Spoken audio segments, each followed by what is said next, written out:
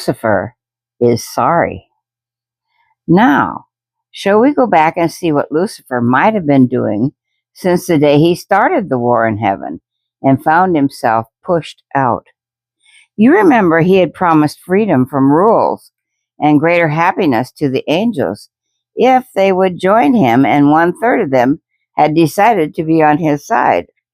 So Lucifer must have had thousands and thousands of angels with him. Let's imagine. We can take a peek. There he stands, but he doesn't look very happy. He is amazed at his new state of affairs. Nothing has turned out as he expected.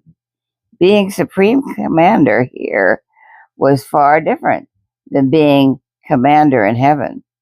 One day he went off by himself to think things over. The faces of his angels had become very downcast, and their unhappy condition was largely his fault.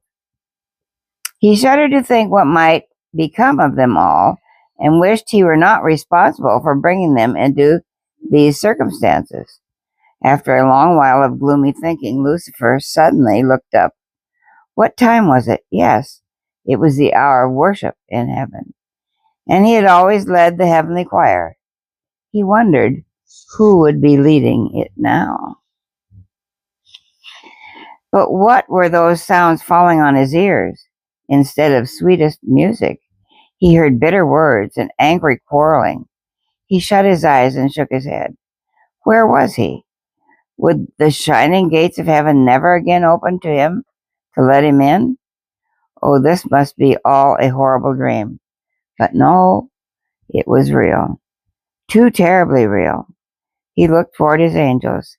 Their happiness was gone. Some were sitting bowed down with despondency, too wretched to talk. Others were milling restlessly around, bickering, fussing, grumbling, sniping at each other.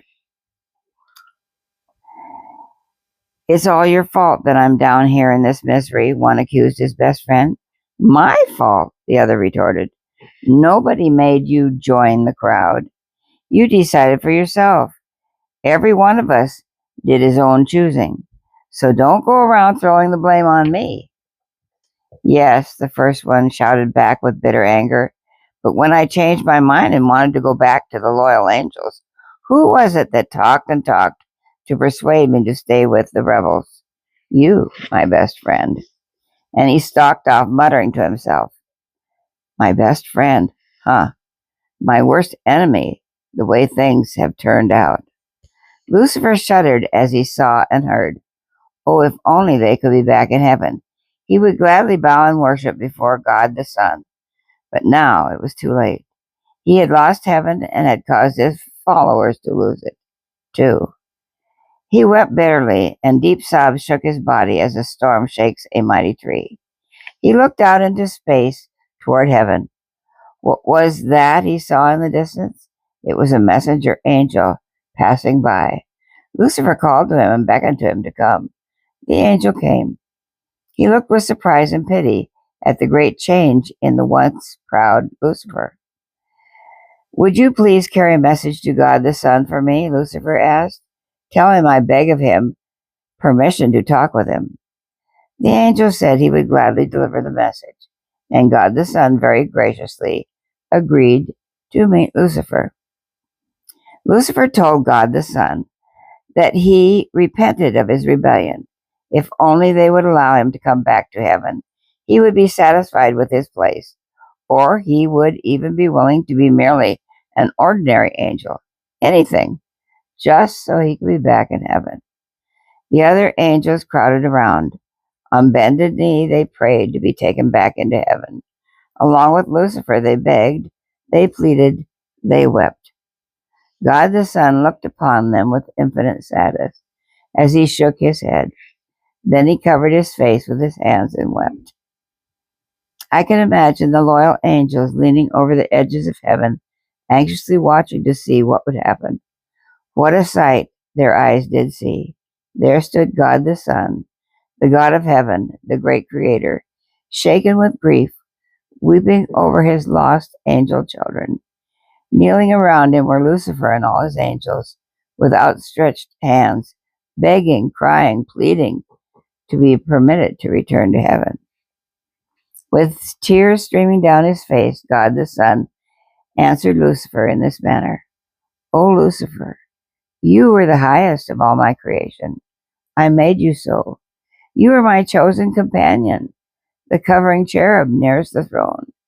You are honored above every created being in the whole universe of God, and yet you rebelled against me, my best friend, and you broke my heart by turning against me. I begged and wept and pleaded with you to return, but you would not. Loyal angels tried to persuade you with loving words and tears, but you would not. There was no reason or excuse for your rebellion. Now you are disappointed. So you imagine you would be satisfied to return, but in your heart you are the same, and we can never risk another rebellion in heaven." "You mean we cannot return?" Lucifer and his angels cried in dismay. God the Son sadly shook his head. "No, you cannot return." "Never?" they shrieked in desperation. "No, never," was the solemn reply. At that they fell upon their faces and wailed in hopeless despair. When their grief was spent, they looked up. God the Son had gone. They were alone, outside of heaven, forever. When the story ended, no one could say a word.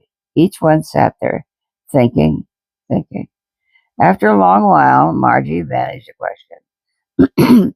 "Did God know for sure Lucifer and his angels would be the same if they came back?" "Yes," Aunt Trudy answered, "for God understands our hearts even better than we understand ourselves. Did you ever get homesick when you were away from home? Perhaps you thought, 'Oh, if I ever see my mother again, I will always be good and never disobey her anymore.'